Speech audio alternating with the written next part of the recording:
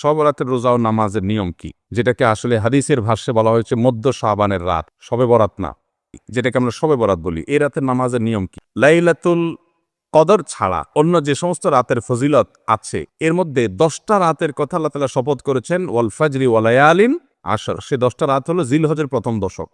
খবরও নেই আমাদের দেশে। সবচেয়ে বেশি চেষ্টা তো হওয়া উচিত হলো লাইলাতুল কদরে। এর পাশাপাশি যদি কেউ মধ্য শাবানের রাতে আল্লাহ তাআলার ক্ষমা লাভের চেষ্টা করে, সেটা দর্শনীয় না, সেটা জায়েজ।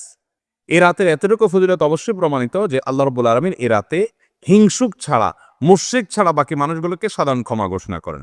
শেষ ফরম্যাটে ইবাদত, এই সূরা এতবার, এই নামাজ এত রাকাত, এরকম কোনো কথা কোরআন হাদিসে বর্ণিত হয়নি। সব বরাতে যত করে, কারণ কি?